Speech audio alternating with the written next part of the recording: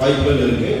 ஒரு உதாரணத்துக்கு ஒரு லைசன்ஸ் நம்ம எடுக்கக்கூடிய வாய்ப்பும் கிடைக்கும். இதை வச்சு மக்களுக்கும் நல்ல பொருள் கிடைக்கக்கூடிய வாய்ப்பு.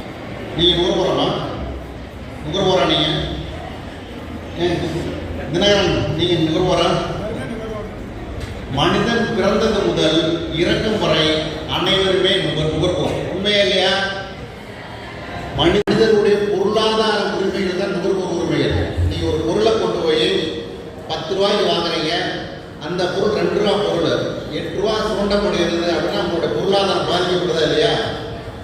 குணசம்னா பாதிக்கப்படுதுல.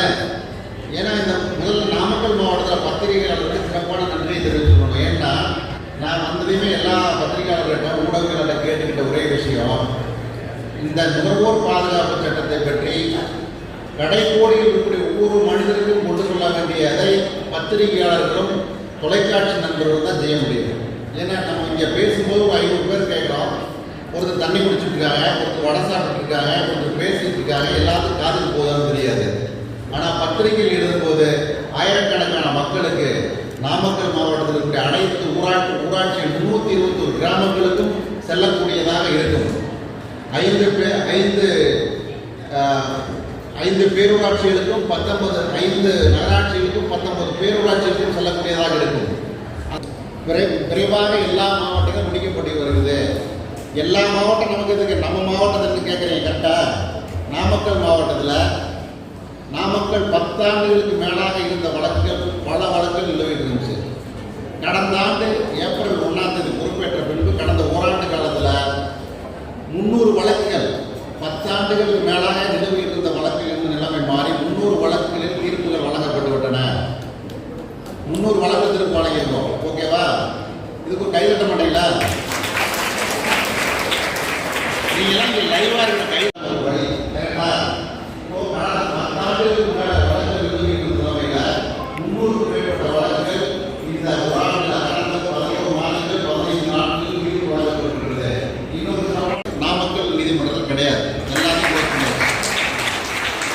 அடுத்து இன்னும் 6 மாசத்துல நாமக்கல் மாவட்ட நுகர்வோர் நீதிமன்றத்தில் வழக்கு தாக்கல் செய்தால் 90 நாட்கள் முடிக்கப்படும் என்ற நிலை ஏற்படுத்தப்படும். நுகர்வோர் பாதுகாப்பு சட்டம் எந்த ஒரு வழக்கையும் 90 நாட்களுக்குள் முடிக்க வேண்டும் என்று குறிப்பிடுகிறது. இது நம்ம இங்கே இருக்கக்கூடிய நுகர்வோர் பாதுகாப்பு அமைப்புகளுக்கு நல்லா தெரியும் இல்லைங்களா? ஆனால் அந்த நிலைமை கண்டிப்பாக நாமக்கல் மாவட்டத்தில் உருவாக்கப்படும். இன்னொன்று என்னன்னா, நாமக்கல் மாவட்டத்தை பொறுத்தவரை வழக்கறிஞர்களும் சரி, நுகர்வோர் பாதுகாப்பு தன்னார்வ அமைப்புகளும் சரி, பொதுமக்களும் சரி நீதிமன்றத்துக்கு வருவது சிரமமாக இருக்கக்கூடிய நிலைமையாக இருக்குது. வழி தெரியாமல் காம்பவுண்டு கூட இல்லாமல் இருந்துச்சு. இன்னைக்கு பாராளுமன்ற உறுப்பினர் வரல, ராஜ்யசபா மாநிலங்களவை உறுப்பினர், அவரோட நிதியில் சுற்றுச்சுவர் கட்டுவதற்கு 6 லட்சம் நிதி ஒதுக்கீடு செய்யப்பட்டு ஒரு பக்கம் சுற்றுச்சுவர் கட்டுவதற்கான டெண்டர்லாம் விட்டுருக்கு, வேலை நடக்குது. அடுத்த கட்டமாக மாவட்ட நிர்வாகத்துக்கு நாங்கள் வைக்கக்கூடிய கோரிக்கை என்னவென்றால், மக்கள் நுகர்வோர் நீதிமன்றத்தை எளிமையாக அணுக திருச்செங்கோடு சாலையிலிருந்து மாவட்ட நீதிமன்றம் வழியாக நேராக பாதை அமைத்து தாருங்கள். ஏன்னா வரக்கூடிய சாதாரண மக்கள் கிராமங்கள்லேருந்து வர்றாங்க, படிப்பறிவு இல்லாமல் வர்றாங்க. வந்தால் கோர்ட்டுங்கன்னா இதுதான் கோர்ட்டுங்கிறாங்க, உள்ளே போனால் கன்சூலர் கோர்ட்டில் சுற்றி போங்கிறாங்க, சுற்றி போனால் ஆர்டிஓ ஆஃபீஸ். நாங்கள் இந்த ரிப்போர்ட்டர்ஸ்லாம் தெரியும், 4 இடத்துல நாங்கள் போர்டு வச்சுருக்கோம். முதல்ல போர்டு கூட இல்லை. முதலாவதாக உள்ள களிமண்ணாக இருந்துச்சு, உள்ள பேவர் ஸ்லாக் போட்டு எல்லாம் பண்ணியாச்சு. ஒரு பக்கம் காம்பவுண்ட் இல்லாமல் இருக்குது. இந்த நேரத்தில் பாராளுமன்ற உறுப்பினர் இருக்கிற மாநில உறுப்பினர் நன்றி தெரிவித்துக் கொள்கிறோம். அவர் சாங்ஷன் பண்ணியிருக்காரு. மாவட்ட ஆட்சித்தலைவர் நிர்வாக ஒப்புதல் வழங்கி உத்தரவு பிறப்பித்திருக்கிறார். மாவட்ட ஆட்சித்தலைவர் என்ன நிர்வாக ஒப்புதல் வழங்கியது கைதட்ட மாட்டீங்களா? கேட்டு வாங்க முடியாது, கைதட்டுறதுக்காக இல்லை, நீங்கள் கேட்கணுங்கிறதுக்காக. அடுத்த கட்டமாக எங்களுடைய தேவை அனைத்து மக்களும் எளிதில் அணுகுமணும். திருச்செங்கோடு சாலையிலிருந்து பிரதான மாவட்ட நீதிமன்றத்தில் நுழைஞ்சா நேராக கோர்ட்டுங்க, நேராக போன கடைசியில் கோர்ட்டு சொல்கிற அளவுக்கு இன்னும் 3 மாதம் 4 மாதம் தேர்தல் முடிவடைந்தவுடன் இந்த பாதை அமைப்பதற்கான அனைத்து வேலைகளும் மேற்கொள்ளப்படும். இதற்கு மாவட்ட ஆட்சித்தலைவர் ஒப்புதல் அளிப்பார் என்று நான் கருதுகிறேன்.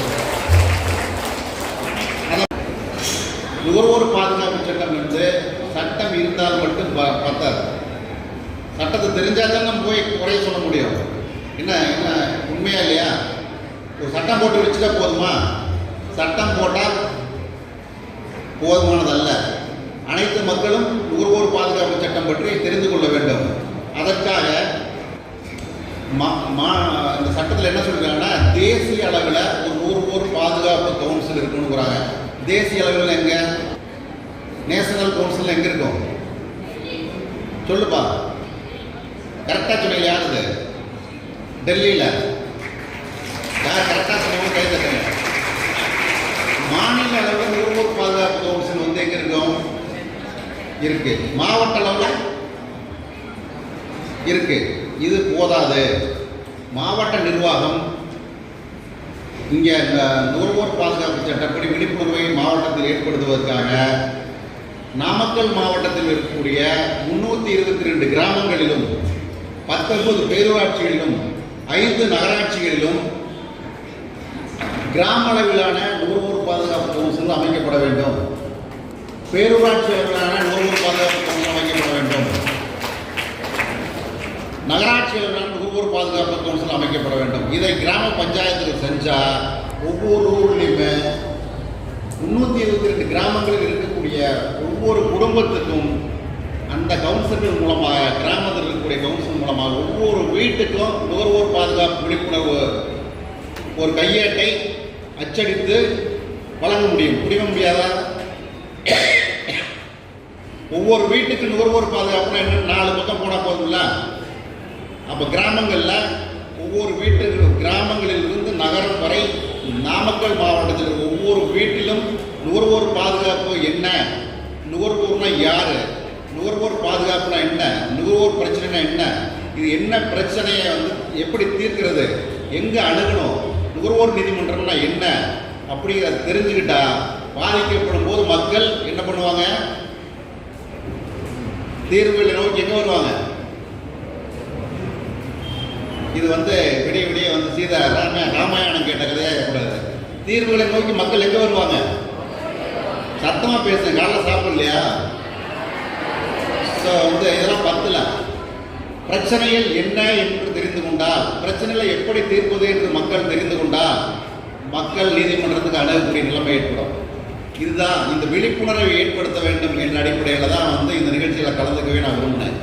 இந்த விழிப்புணர்வை இந்த மாதிரி நிறைய பத்திரிகையாளர் இருக்காங்க, பொதுமக்கள் இருக்காங்க. இந்த ஒரு வருஷம் இந்த ஊர் இருக்கும்போது ராமராஜ் தீர்ப்பு வழங்கினார், ரமோலா தீர்ப்பு வழங்கினார் எழுதுறதெல்லாம் யாரும் படிக்க மாட்டாங்க, மறந்துடுவாங்க.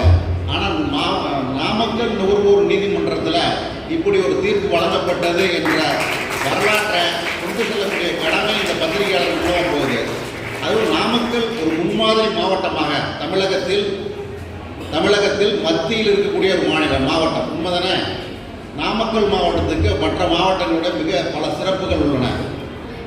அதாவது தமிழகத்தின் மத்தியில் அமைந்திருக்கிறது. கிராமம் மற்றும் நகரம் என்ற 2 அடிப்படையுமே கொண்ட ஒரு நகரமாக இருக்கிறது. இப்படிப்பட்ட ஒரு நகரத்தில், இப்படிப்பட்ட மாவட்டத்தில் தமிழகம் முழுக்க நாமக்கல் மாவட்ட மக்கள் 100% நுகர்வோர் விழிப்புணர்வு அடைந்த மக்களாக மாற்ற வேண்டும். அதற்கு அனைவரும் ஒத்துழைக்க வேண்டும். கிராமம் முதல் நகரம் முதல் வரை எல்லா ஊரிலும் நுகர்வோர் பாதுகாப்பு குழுக்கள் மாவட்ட நிர்வாகத்தின் சார்பில் அமைக்கப்பட வேண்டும். நம்ம தன்னார்வ தொண்டு நிறுவனங்கள், தன்னார்வ நுகர்வோர் குழுக்கள் எவ்வளவுதான் உழைத்தாலும் மாவட்ட நிர்வாகம் அதற்கு ஆதரவு அளிக்கும் போது மிகச்சிறப்பாக நுகர்வோர் விழிப்புணர்வானது ஒவ்வொரு இடத்துக்கும் கொண்டு செல்ல முடியும் என்பது மாற்றுவதில்லை. ஏற்கனவே ஒரு முறை பேசியதை வந்து செந்தில்குமார் அவர்கள் குறிப்பிட்டார். அதாவது வந்து இந்த கவுன்சில் அமைக்கப்பட்ட பின்பு 322 கிராமங்களிலுமே பஞ்சாயத்து அலுவலகங்கள் முன்பு நுகர்வோர் என்பவர் யார், நுகர்வோர் பிரச்சனை என்ன, அதுக்கு எப்படி தீர்வு காண்பது, யார் நுகர்வோர் நீதிமன்றத்தின் முகவரியுடன் தகவல் பலகைகளை வைக்க வேண்டும் என்று நான் ஏற்கனவே கூட்டத்தில் குறிப்பிட்டேன். நிச்சயமாக தேர்தல் முடிவடைந்த பின்னர் மாவட்ட நிர்வாகத்தோடு பேசி, ஏன்னா வந்து மாவட்ட நிர்வாகத்தில் பணம் பெருகாது, அது இது மாதிரி எல்லாம் செய்கிறதுக்கு. இந்த நாமக்கல் மாவட்டம் பல்வேறு தொழில்களை முன்னெடுத்து சொல்லக்கூடிய மாவட்டம்.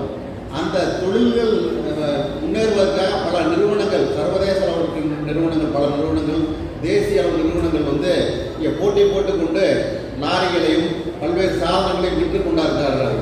அவர்களிடம் நாம் பெற்று ஒரே மாதிரியான தகவல் பலகையை, ஏன்னா தனியார் வச்சா வந்து அது ஒரு இஷ்யூ ஆகும், குழுக்கள் இடையே பிரச்சனை ஏற்படும், ஆதரிப்பாங்க எதிர்ப்பாங்க. ஆனால் மாவட்ட நிர்வாகம் நுகர்வோர் ஆணையம் ஆகிய கலந்து ஆலோசித்து ஒரே மாதிரியான தகவல் பலகையை தேர்தலுக்கு பின்னர் விரைவில் ஒரு 6 மாத காலத்துக்குள்ள 322 கிராமங்களிலும் ஊராட்சி மன்ற அலுவலகங்கள் முன்பு தகவல் பலகை வைப்பதற்கான நடவடிக்கைகளை மேற்கொள்ள வேண்டும் என்று கேட்டுக்கொள்கிறேன்.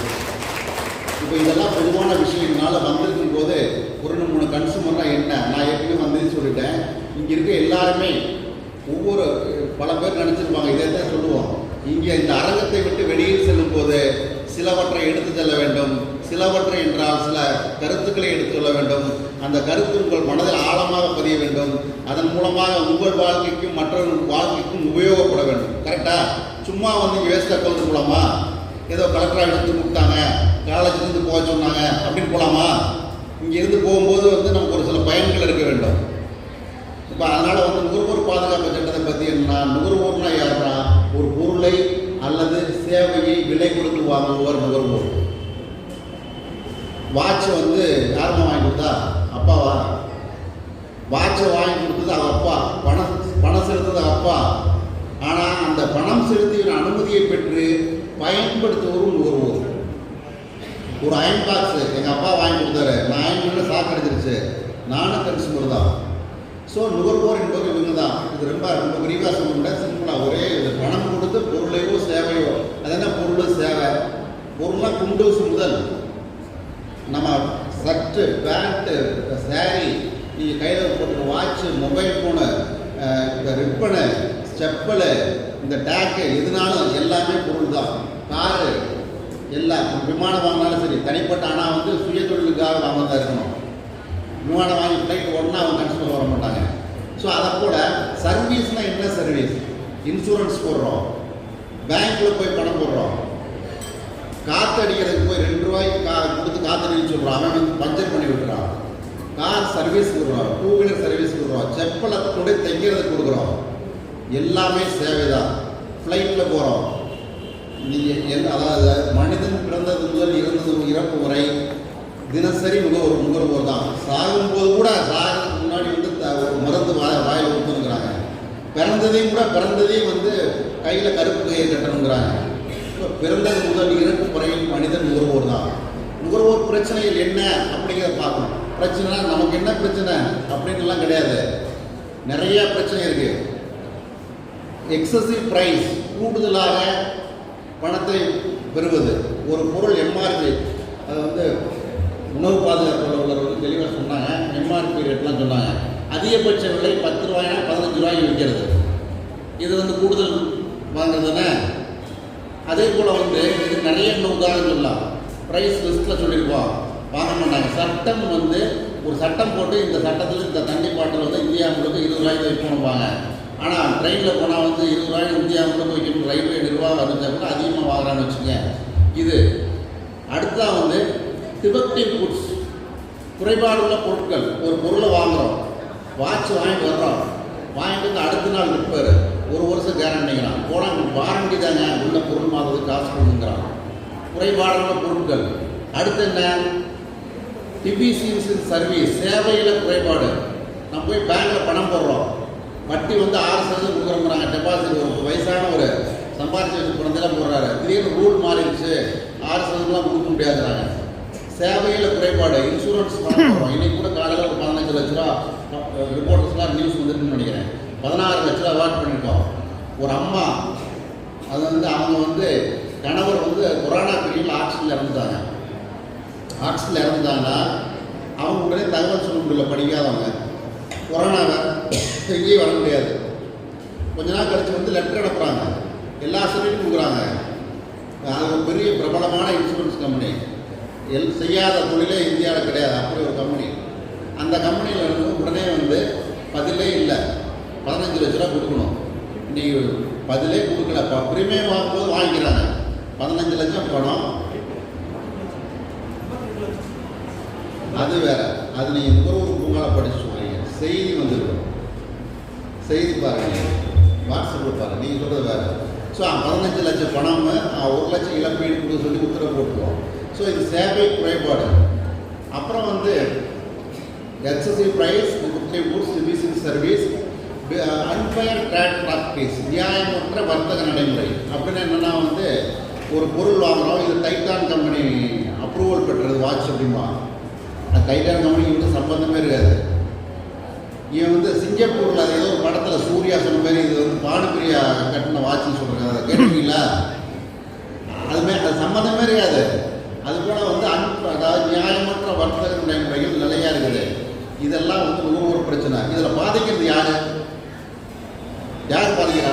நீங்களா, நானா, இல்லை எல்லாருமா? 3 ஆப்ஷன். நீங்களா, நானா, எல்லாருமா? சார் என்னப்பா சத்தமே கேட்க மாட்டேங்குது.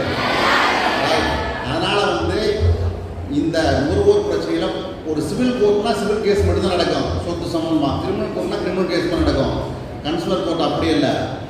வீதியில் செருப்பு தைக்கிற ஆள் ஆரம்பித்து ₹1 நீங்கள் குண்டூஸ் வாங்குறது, ஃப்ளைட்டில் போகிறது வரைக்கும் ₹1 கோடி ஒரு வீடு வாங்க வரைக்கும் 5 கோடி ரூபா கொடுத்து கன்ஸ்ட்ரக்ஷன் ஒருத்தருக்கு பண்ணி தர சொல்கிறீங்க. எல்லாமே நுகர்வோர் பிரச்சனை வரும். நுகர்வோர் நீதிமன்றத்துக்கு தான் வரணும். அதனால் வருங்காலத்தில் நுகர்வோர் நீதிமன்றம் என்பதுதான் முக்கியமானதாக இருக்கும். ஏன்னா எல்லாமே இந்தியா ஒரு நுகர்வோர் கலாச்சாரத்தை கொண்ட நாடாக இருக்கிறது.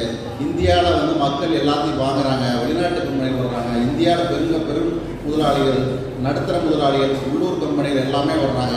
அப்போ வந்து இதில் ஒரு குறிப்பிட்ட சில பேர் நியாயமற்ற வர்த்தக நடைமுறைகளை பின்பற்றுகிறார்கள், குறிப்பிட்ட சில பேர் கூடுதல் பணம் வசூலிக்கிறார்கள், குறிப்பிட்ட சில பேர் குறைபாடற்ற பொருட்களை விற்கிறார்கள், குறிப்பிட்ட சில பேர் இன்னொன்று விட்டுருக்கேன். எனக்கு கரெக்டாக சொல்லுங்கள். Excessive price, deficient service, unfair trade practice. மறந்துட்டீங்களா? Excessive price, unfair trade practice, defective goods, deficiency service. சேவை குறைபாடு பண்ணுறாங்க. இது எல்லாரும் பண்ணுறதில்ல. பண்ணக்கூடியவங்க மேலே நம்ம பாதிக்கக்கூடாது. நம்ம கஷ்டப்பட்டு அப்பா வந்து கூலி வேலைக்கு போய் அங்கே பணத்தை சேர்த்து வச்சு பையனுக்கு ஒரு வாட்ச் வாங்கி கொடுத்தா, அந்த வாட்ச் 2 நாளில் ஒரு அவங்க ₹500 வாங்கி கொடுத்து, இது வந்து உலகத்தரம் வாய்ந்த வாட்ச். விளம்பரம், மிஸ்லீடிங் அட்வர்டைஸ்மெண்ட். இது போல் வந்து மிஸ்லீடிங் அட்வர்டைஸ்மெண்ட் பண்ணுறதும் தப்பு. அதே போல் இந்த நுகர்வோர் நீதிமன்றத்தில் வந்து இன்னும் அடுத்து இப்போ புதுசாக பிரச்சனை கிளம்பும். கரெக்ட் தானே? எங்கிருந்தால் யோசிக்கிறாங்க மாதிரி இருண்ட வடிவங்கள்னு ஒன்று வந்திருக்கு. டார்க் பேட்டர்ன்னு எல்லாமே வெப்சைட்டு, எல்லாமே ஆன்லைனு. மொபைல் இல்லாதவங்க கிடையாது. மொபைல் வச்சுருக்கோங்க, கையில் வச்சுங்க. இப்போ கையில் வச்சுருக்கோங்க, இவ்வளோதானா பாருங்கள். அதில் வந்து நீங்கள் எல்லாம் போய் இப்போவே அடைங்க. எடுத்துட்டீங்களா? கையில் எடுங்க. சொல்லணும்ல, பெர்மிட்டட். எல்லாருமே எடுக்கலாம். எடுத்தீங்களா? கூகுளில் போய்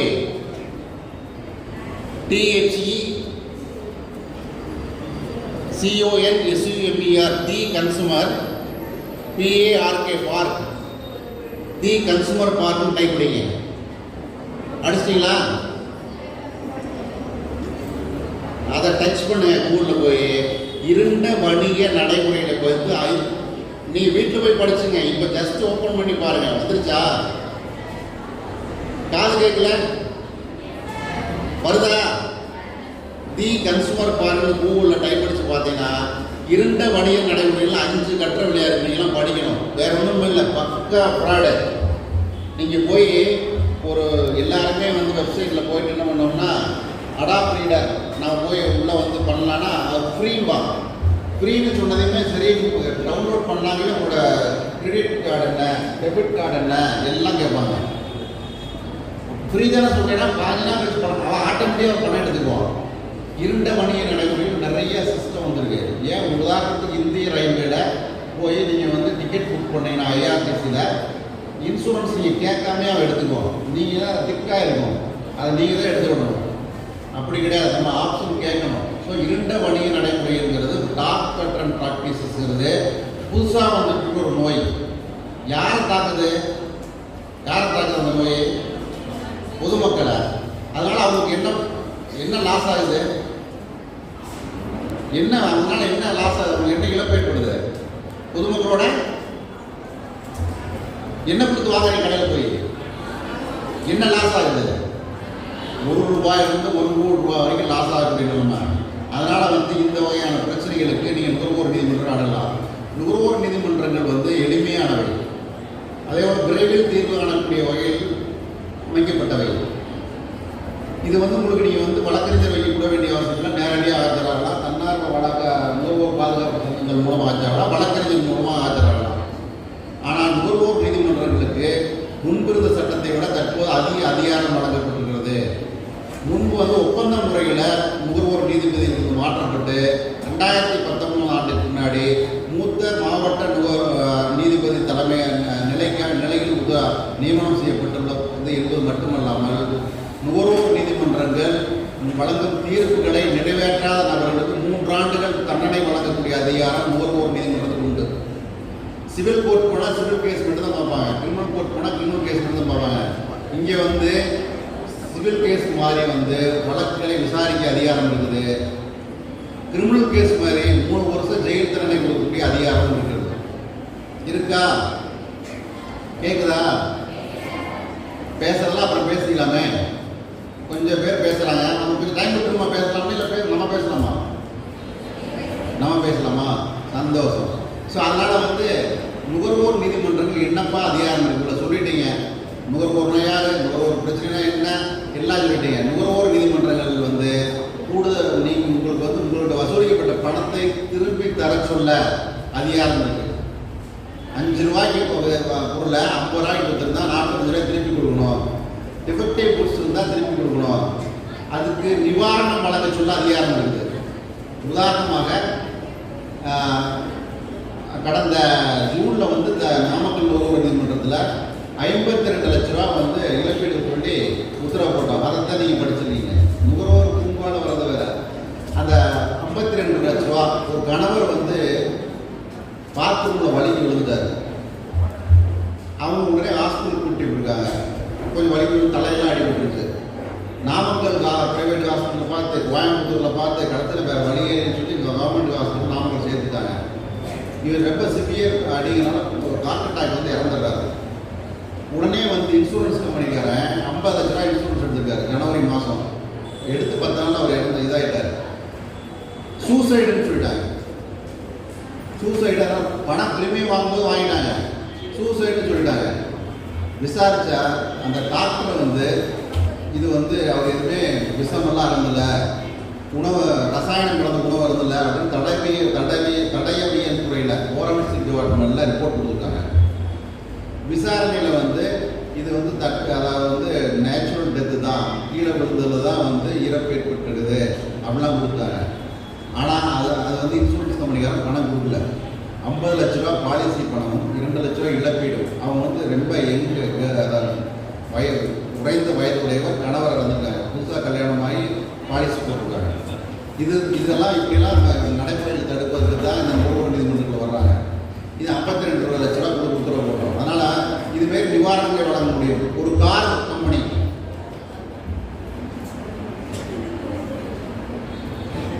கொஞ்சம் பேசிட்டு இருக்காங்க, பேசணும் முடிச்சிங்களா? ஒரு கார் கம்பெனி, ஏன்னா அவங்க ஏதாவது முக்கியமாக அமெரிக்க அதிபர்கிட்ட பேசுகிற டாபிக் கூட பேசுவாங்க, நம்ம டிஸ்டர்பன்ஸாக இருந்துக்கூடாதுல்ல. ஸோ கார் கம்பெனி வந்து இந்தியா முழுவதும் கார் எடுத்துட்டாங்க. அதில் ஒரு பேட்டரி மட்டும் எல்லா பக்கம் இப்போ தீ பிடிச்சிக்குது. உடனே நுகர்வோர் நீதிமன்றங்கள் அனைத்து காரையும் ரிட்டர்ன் எடுக்கணும்னு உத்தரவு போட முடியும். ஆஃபரிங் சர்வீஸ் உணவு பாதுகாப்பு அலுவலர் இருக்காரு. சமீபத்தில் வந்து ஒரு தீர்ப்பங்கள் அதை படிச்சிங்களான்னு தெரியல. ஒரு பேட்டரி காலாவதியான பொருளை விற்றாங்க. அந்த பொருளை விட்டுறதுக்கு நாங்கள் வந்து அபராதம் காம்பன்சேஷன் கொடுக்க சொன்னது இல்லாமல் ஒரு வாரத்துக்குள்ள விளக்கம் முடியவில்லை என்றால் அந்த உத்தரவு அந்த லைசன்ஸை ரத்து பண்ணுறதுக்கு உத்தரவு போடணும். லைசன்ஸை ரத்து செய்யக்கூடிய அதிகாரம் இருக்குது. ஏன்னா 5000 ரூபா வந்து காம்பன்சேஷன் கொடுத்துலாம் வந்து கண்டிட்டு போயிடுறாங்க. 2 இடம் பார்ப்போம். 3வது வந்து உணவு பாதுகாப்பு அலுவலருக்கு நேரடியாக லைசன்ஸ் ரத்து பண்ணிட்டு ஆர்டர் போட்டுருவோம். அப்புறம் நீங்கள் போங்க, சென்னைக்கு போங்க, ஹைகோர்ட் போங்க, சுப்ரீம் கோர்ட் போங்க. ஆனால் 6 மாதத்துக்கு அனுமதிக்க முடியாதுல்ல. அதனால் அவ்வளோ அதிகாரங்களை புதிய நுகர்வோர் பாதுகாப்பு சட்டத்தில் நமக்கு வந்து இந்த புதிய நுகர்வோர் பாதுகாப்பு சட்டம் நுகர்வோர் நீதிமன்றங்கள் வழங்கியிருக்குது. இதை போல போடுதா இல்லையா? உண்மையை சொல்லுங்க. கோர்ட்டில் நுகர்வோர் நீதிமன்றத்தில் 5 லட்ச ரூபா கேட்கறது வரைக்கும் கட்ட வேண்டிய கட்டணம் எவ்வளோ தெரியுமா? பெரிய சைபர். நுகர்வோர் நீதிமன்றத்தில் 5 லட்சம் வரை எவ்விதமான கட்டணமும் செலுத்த வேண்டியதில்லை.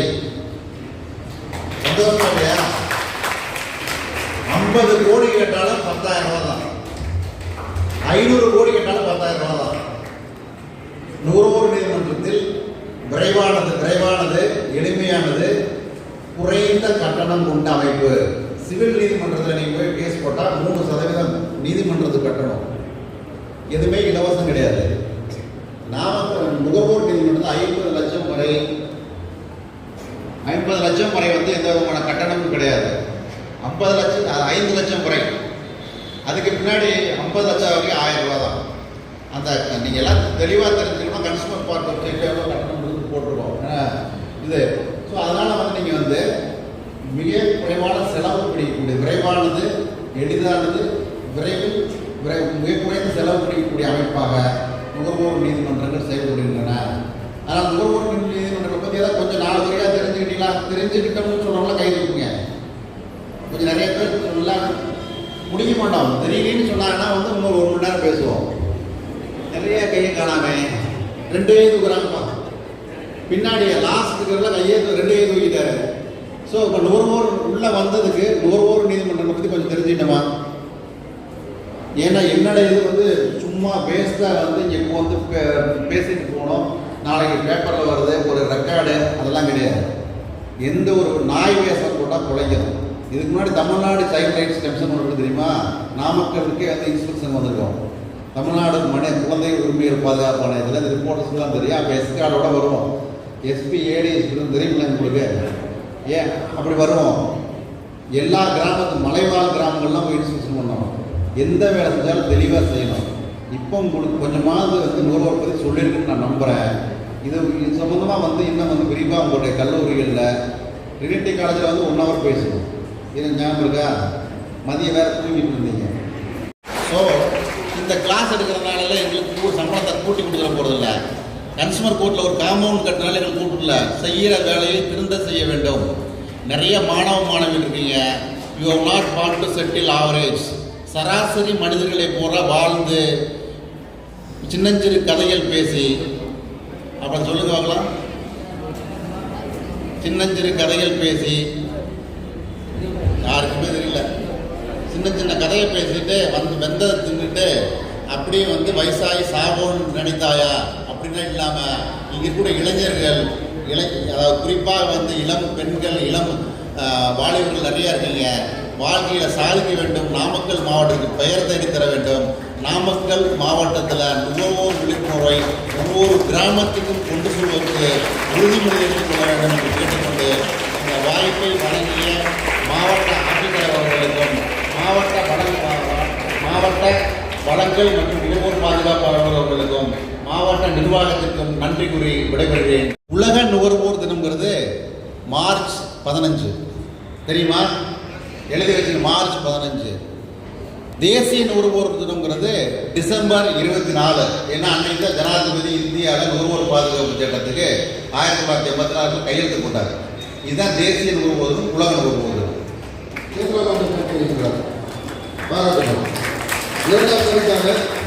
ராசிபுரம் முத்தாயலூர் கலை மற்றும் அறிவியல் கல்லூரியை சேர்ந்த இளங்கலை வணிகவியல் 3ஆம் ஆண்டு மாணவர் செல்வன் பி. தீபக் பரிசு தொகை ரூபாய் 1500.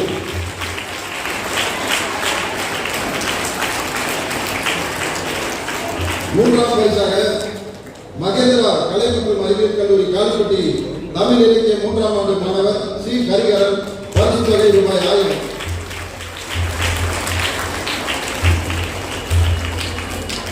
அடுத்ததாக பள்ளிகள் அளவிலே கட்டுரை போட்டி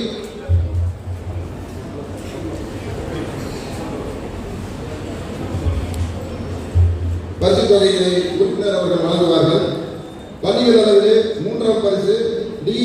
யமுதா தேவி SPM உயர்நிலைப்பள்ளி நாமக்கல் பரிசு தொகை ரூபாய் 1000.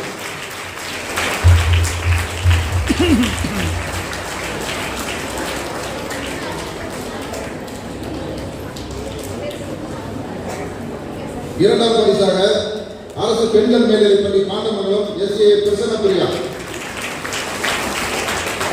முதல் பரிசாக அரசு மாதிரி பெண்கள் மேல்நிலைப்பள்ளி மோகனூர் செல்வி கே. இலக்கியா.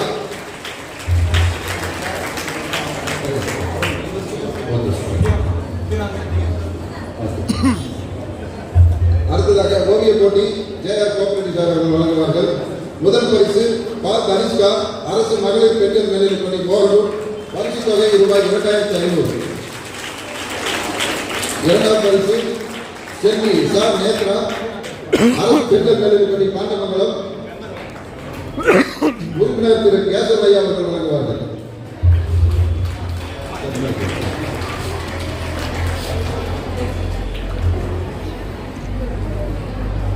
பரிசு தொகை ரூபாய் 1500. மூன்றாம் பரிசு செல்வி சா சாரா எஸ்பிஎம் உயர்நிலைப் பள்ளி நாமக்கல். பரிசு தொகை ரூபாய் 1000.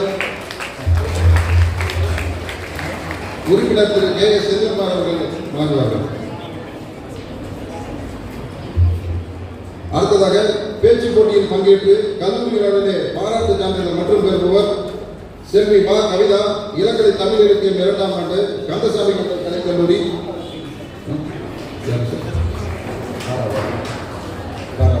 செல்வி சா சாரா எஸ்டிஎம் உயர்நிலைப் பள்ளி. பரிசு தொகை ரூபாய் 1000.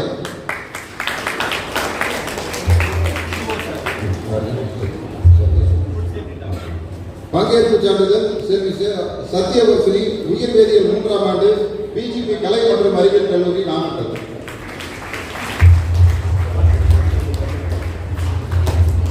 உணவுப் பொருள் நியமன அலுவலர் அவர்கள் வழங்குவார்கள். நடைபெற்ற மிஷன் இயற்கை திட்டம் என்ற போட்டியில் 2 பள்ளிகள் மாவட்ட அளவில் தேர்ந்தெடுக்கப்பட்டுள்ளது. முதல் பள்ளி மோகனூர் அரசு பெண்கள் மேல்நிலைப் பள்ளி.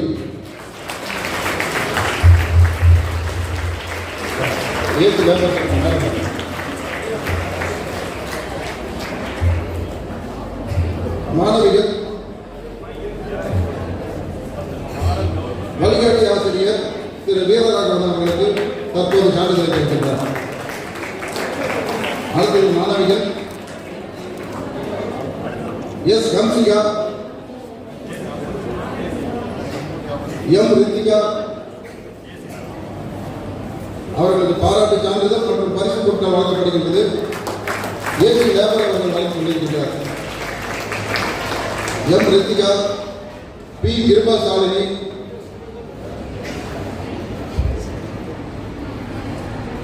ஏ துர்கா,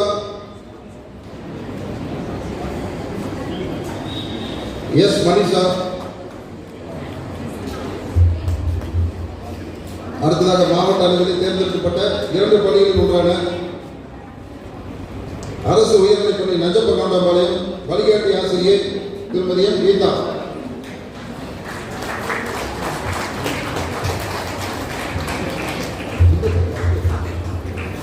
எம் சபரிவேல் வழிகாட்டி ஆசிரியர் திருமதி M Geetha.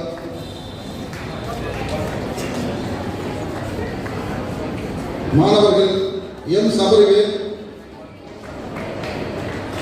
M Kanishka, T Lijika, M Deepika, M Ashwin. அடுத்ததாக நுகர்வோர் விழிப்புணர்வு தின போட்டிகளில் வெற்றி பெற்ற மாணவர்கள் அனைவரும் மேடைக்கு வருமாறு அன்போடு கேட்டுக்கொள்கின்றோம். புகைப்படம் எடுத்துக் கொள்வதற்காக நுகர்வோர் விழிப்புணர்வு போட்டிகளில் வெற்றி பெற்ற மாணவிகள் சான்றிதழுடன் மேடைக்கு வருமாறு அன்போடு கேட்டுக்கொள்கின்றேன். குழு புகைப்படம் எடுப்பதற்காக